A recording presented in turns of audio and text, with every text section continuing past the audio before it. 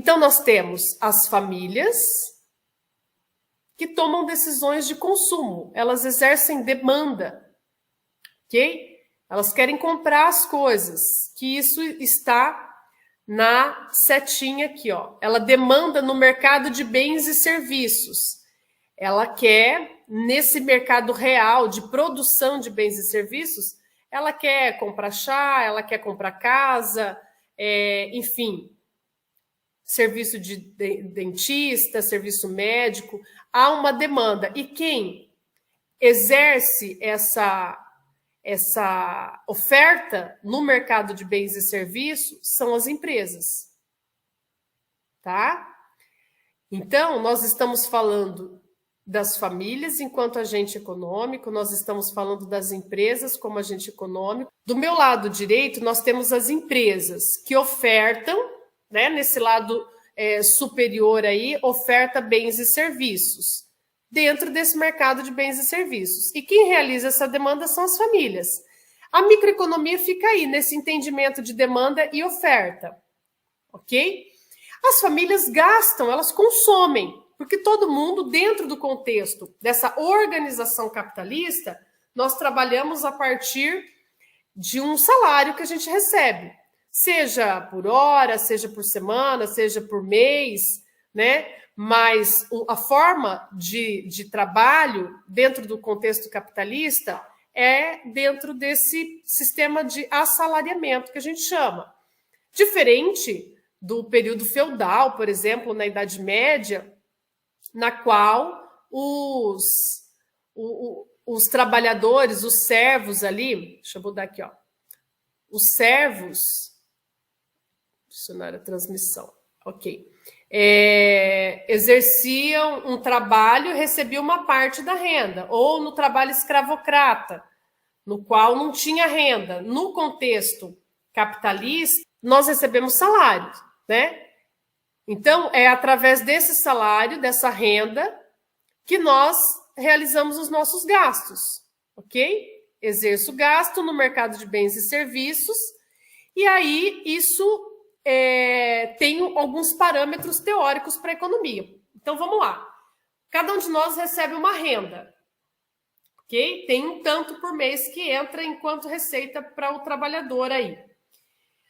Aquilo que você não poupa, aquilo que não é poupado, aquilo que não é investido, é gasto, né? Então, você recebeu 10 mil reais. Se você colocou R$1.000 num fundo de investimento, investiu em ações, ou seja, não consumiu, guardou aquele 1.000, os outros 9 você gastou. Energia elétrica, internet, água, fez doação, pagou escola para criança, etc. e tal. Então, tem um gasto, e esse gasto esse fluxo monetário desse consumo é a receita das empresas, tirando a parte que foi poupada, ok? Essa é a relação que nós vamos ver com mais detalhes da microeconomia, famílias e empresa. O governo também é um empreendedor, né? Ele está aqui no meio. Ele realiza compras públicas, ele faz grandes compras.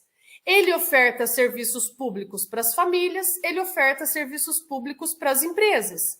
Ele pode, por exemplo, no começo de 2021, agora em janeiro, a Ford, né, tomou a decisão de sair do país. E aí veio a público toda uma reflexão acerca desse setor automobilístico, no qual o governo dá subsídios para essa cadeia automotiva, né? Então é um tipo de gasto do governo, né? Ele entrega esses subsídios, por exemplo, para as empresas.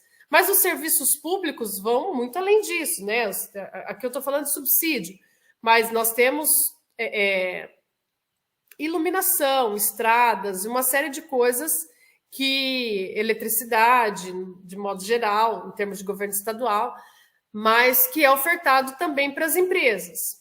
O governo também contrata funcionários públicos e paga esses funcionários públicos.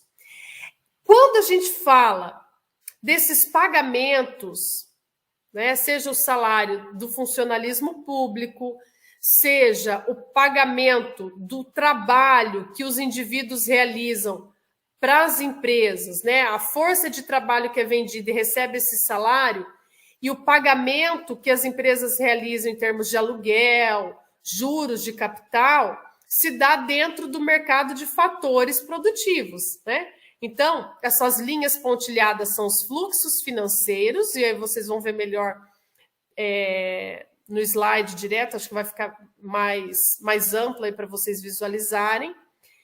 E a setinha com a linha cheia são os fluxos reais, ok? Pois bem, esse desenhinho representa o fluxo econômico, tá certo? É como a economia roda. Eu gosto de pensar sempre no conceito que lá inicial da economia mesmo, como se fosse um sistema circulatório que nós temos em nós, né? O sangue tem que circular, exatamente, Daiane, um ciclo, né? Portanto, a economia parar é mais ou menos como fazer um coágulo, né? Tem risco de trombose, a coisa para, é gravíssimo. Os caminhoneiros pararam em 2019, se não me engano, a gente viu os efeitos disso, um impacto forte. A economia é isso, não dá para parar, nós precisamos da produção, nós precisamos da distribuição, por conta desse fluxo aí. As famílias precisam trabalhar porque elas precisam consumir, as empresas realizam esse processo de oferta de bens e serviços e demanda essas coisas no mercado de fatores de produção, que é terra, né, no sentido de um espaço para atuar, capital, ela precisa comprar os seus maquinários e precisa de mão de obra. Isso, gente, que eu estou falando é teoria econômica mesmo, tá? Aí o Alexandre já traz para nós aquela coisa polêmica, né? Já que nós estamos centralizando a palavrinha governo aí, né, Alexandre? E quando ele faz com as suas compras públicas os famosos desvios, né? Qual o impacto para a economia brasileira? Alexandre, eu adoro discussão de economia, vocês viram que eu me empolgo total, né? E eu sempre penso, estava discutindo isso ontem em casa com alguns amigos, que no caso brasileiro, cada economia tem a sua particularidade, tem o seu processo histórico, por isso que eu falo que a história é fundamental para entender o cenário econômico atual. No caso brasileiro, Alexandre, o impacto é assim, nós não termos um plano de longo prazo, sabe? Por exemplo, nós ainda temos um problema gravíssimo com saneamento básico. Se fosse uma política de nação, pode entrar Fernando Henrique, Sarney, Itamar Franco, Lula, Bolsonaro, Temer, nós temos que resolver o problema do saneamento, né? Então, uma política de longo prazo. Aí a coisa andaria no sentido de que a nação, né, a sociedade brasileira, enquanto agente econômico, tem uma demanda que precisa ser resolvida, né? O Francisco me atualiza aqui, foi em 2018 a questão dos caminhoneiros. Portanto, quando um governo realiza compras públicas, realiza gastos,